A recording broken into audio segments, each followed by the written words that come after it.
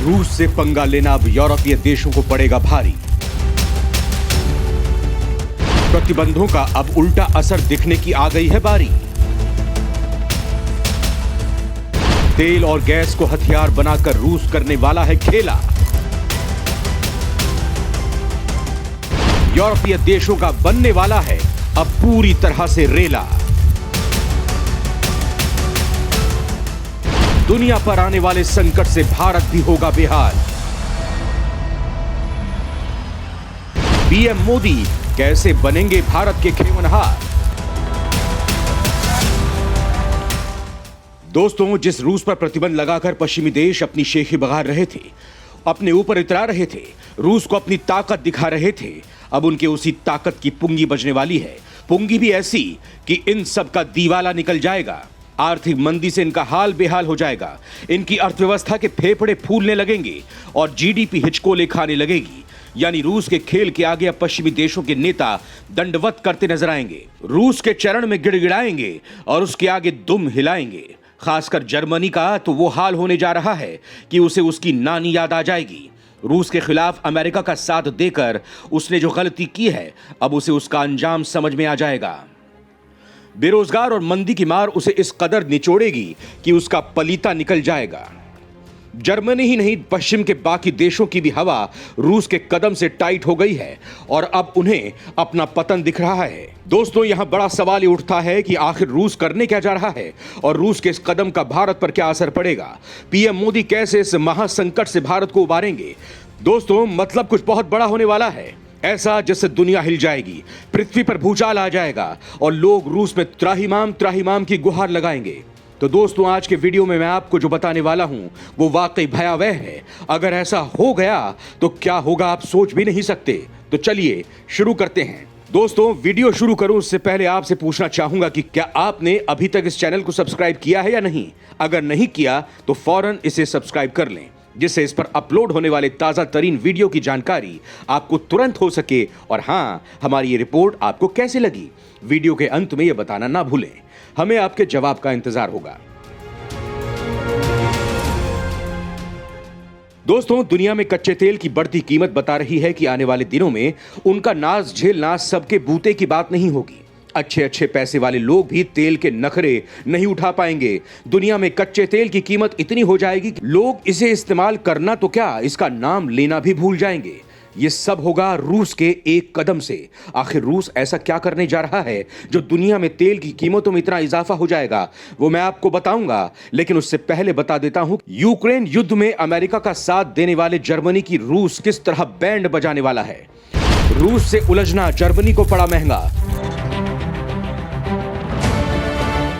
रूस ने काटी गैस की सप्लाई चेन। चौपट होने लगे हैं जर्मनी के उद्योग धंधे। दोस्तों, जर्मनी में भारी औद्योगिक संकट आने वाला है। देश का औद्योगिक ढांचा ढहने के कगार पर है।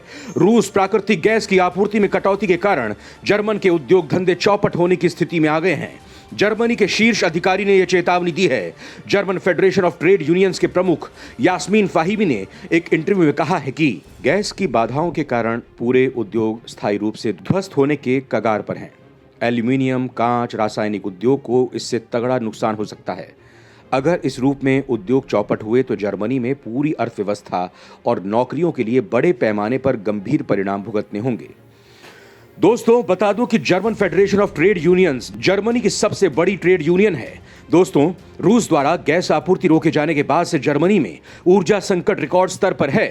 इसे देखते हुए German federation of trade unions ने मांग की है कि घरों में इस्तेमाल होने वाली ऊर्जा की कीमत पर सीमा लगाई जाए।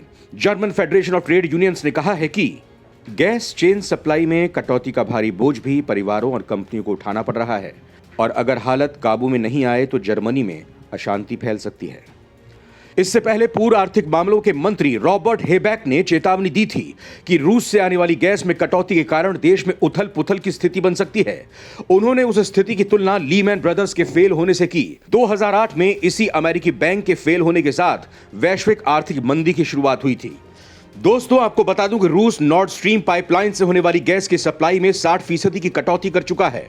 उसने कहा है कि वो नॉर्ड स्ट्रीम पाइपलाइन से जुलाई के अंत तक पूरी तरह से सप्लाई रोक देगा। इस खबर से जर्मनी में अफरा तफरी मच गई है। रूस के इस ऐलान के बाद गैस और महंगी हो गई है। दोस्तों, यहां आपको बता दूं कि जर्मनी यूरोपियन यूनियन के अंदर सबसे बड़ी अर्थव्यवस्था है। अगर जर्मनी की अर्थव्यवस्था ढहती है तो इससे यूरोप ही नहीं पूरी दुनिया में आर्थिक तबाही मच जाएगी। दोस्तों, यहां सवाल यह भी उठता है कि क्या दुनिया में दरअसल मंदी ने दस्तक दे दी है, और अगर ऐसा है तो भारत इसे लेकर क्या कदम उठा रहा है। आर्थिक मंदी से हो जाओ सावधान। 12 महीनों में अर्श से फर्श पर आ जाएंगे बड़े बड़े उद्योग। भारत पर इन हालातों का क्या होगा असर। दोस्तों, 2008 के बाद एक बार फिर से दुनिया पर मंदी का संकट गहराने लगा है। श्रीलंका, पाकिस्तान, बांग्लादेश समेत दुनिया के कई देश मंदी से भारी परेशान हैं। दुनिया पहले से ही कोरोना के संकट से दो चार हो रही है। अभी इससे पूरी तरह निजात भी नहीं मिल पाई है। इन सब के बीच रूस और यूक्रेन युद्ध ने एक नई मुसीबत को दावत दे दी है। यूक्रेन पर रूस के हमले से सप्लाई चेन की बाधाएं पैदा हुई हैं। इन समस्याओं से ग्लोबल इकोनॉमी के ऊपर मंदी का खतरा पहले से ही ज्यादा हो चुका है। अब global brokerage firm Nomura holdings ने इस खतरे को लेकर दुनिया को चेतावनी दी है।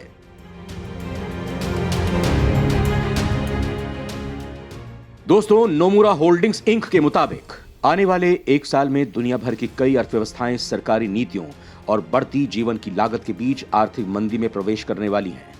दुनिया की सबसे बड़ी अर्थव्यवस्था अमेरिका के साथ साथ यूरोपीय यूनियन के देश ब्रिटेन, जापान, दक्षिण कोरिया, ऑस्ट्रेलिया और कनाडा जैसी बड़ी अर्थव्यवस्थाएं आर्थिक मंदी की चपेट में आ सकती हैं। दोस्तों, नोमुरा ने एक ताज़ी रिपोर्ट में कहा है कि दुनिया भर के सेंट्रल बैंक्स महंगाई को काबू करने के लिए ब्याज दरें बढ़ा रहे हैं। ग्लोबल ग्रोथ की परवाह किए बिना सेंट्रल बैंक्स अपनी नीतियों को काफी सख्त किए जा रहे हैं, जिससे इस बात के संकेत बढ़ रहे हैं कि दुनिया की इकोनॉमी ग्रोथ की रफ्तार सुस्त पड़ने की दिशा में बढ़ रही है। दोस्तों, इसके साथ ही नोमुरा ने यह भी कहा कि दुनिया के अलग अलग देशों के लिए अलग अलग प्रकार की मंदी होने वाली है।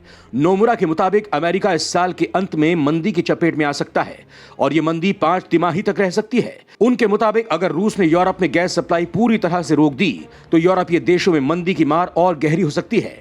एशियाई अर्थव्यवस्थाओं की बात करें तो एशिया की दूसरी सबसे बड़ी इकोनॉमी जापान के ऊपर भी मंदी का खतरा है। हालांकि यहां पर मंदी की मार तुलनात्मक रूप से कम रह सकती है।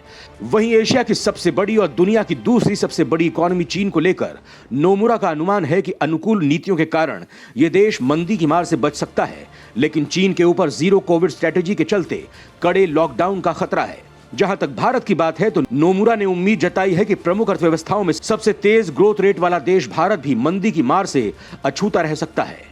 हालांकि उन्होंने भारत पर ग्लोबल इकोनॉमी की मंदी के सीमित असर की आशंका से इनकार नहीं किया है। दोस्तों, इस मंदी को और बल दिया है पुतिन के एक बड़े कदम ने, जिसकी मैंने आपसे चर्चा की थी। तो चलिए आपको विस्तार से इसके बारे में भी बता देता हूं।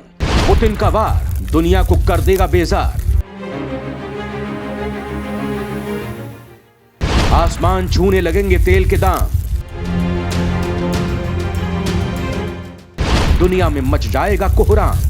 दोस्तों, रूस और यूक्रेन के बीच जारी जंग के कारण वैश्विक स्तर पर कच्चे तेल के दाम तो बढ़े ही हैं, लेकिन एक रिपोर्ट के मुताबिक रूस के एक नए कदम से ये दाम फिर से बढ़ जाएंगे। वैश्विक analyst firm JP Morgan Chase and company के एनालिस्ट ने दुनिया को चेतावनी दी है कि वैश्विक स्तर पर कच्चे तेल के दाम $380 प्रति बैरल तक पहुंच सकते हैं। मतलब हाहाकार मचने वाला है और छप्पर फाड़ महंगाई आने वाली है। ब्लूमबर्ग की रिपोर्ट के मुताबिक जेपी मॉर्गन के एनालिस्ट का कहना है कि अमेरिका और यूरोपीय देशों के जुर्माने की वजह से रूस कच्चे तेल के उत्पादन में कटौती कर सकता है। इससे वैश्विक स्तर पर तेल की कीमत $380 प्रति बैरल तक भी पहुंच सकती है। रिपोर्ट के मुताबिक कच्चे तेल के उत्पादन में प्रतिदिन की दर से 30 लाख बैरल की कमी से लंदन बेंचमार्क पर तेल की कीमत $190 प्रति बैरल तक पहुंच सकती है और कच्चे तेल का उत्पादन प्रतिदिन 50 लाख बैरल घटने से इसकी कीमत $380 प्रति बैरल तक जा सकती है। तो दोस्तों, रिपोर्ट के मुताबिक अमेरिका और यूरोपीय देशों के प्रतिबंधों का बदला लेने के लिए रूस ये कदम उठा सकता है। अगर रूस तेल का निर्यात घटाने के लिए उत्पादन ही कम कर देता है तो इससे तहलका मचने की पूरी संभावना है, क्योंकि ओपेक ने भी सहयोगी देशों के साथ हुए समझौते के तहत जून में तेल उत्पादन में इजाफा नहीं किया है। दोस्तों, यहां बता दूं कि G7 देशों ने हाल ही में रूस से कच्चे तेल के आयात को लेकर एक नई नीति पर बात की थी, जिसे लेकर फैसला किया गया था कि वो रूस के तेल के आयात को सशर्त मंजूरी देंगे। दोस्तों, जैसा कि आप जानते हैं कि रूस से भारत इस वक्त सस्ती कीमत पर तेल खरीद रहा है, लिहाजा सरकार ने तेल के दामों को नियंत्रित करने के लिए एक नया फॉर्मूला लागू कर दिया है। इसके तहत हाल ही में डीजल, पेट्रोल और एयर टरबाइन ईंधन के निर्यात पर SEZ समेत सभी रिफाइनरियों पर अप्रत्याशित कर लगाया है। इसके अलावा घरेलू कच्चे तेल के उत्पादन पर भी उपकर लगाया गया है। जानकारों का कहना है कि ओएनजीसी और ऑयल के लिए कच्चे तेल के घरेलू उत्पादन पर $40 प्रति बैरल का उच्च उपकर किसी आश्चर्य से कम नहीं था, लेकिन सरकार ने भी यह कदम किसी न किसी सोच के तहत ही उठाया है। दोस्तों, आपको क्या लगता है, मोदी सरकार ने तेल कंपनियों पर ये उपकर क्यों लगाए हैं? और अगर तेल के दाम अंतर्राष्ट्रीय बाजार में बहुत ज्यादा बढ़ जाते हैं तो फिर मोदी सरकार इसे कैसे नियंत्रित करेगी? अपने जवाब हमें कमेंट बॉक्स में जरूर बताएं। जय हिंद, जय भारत।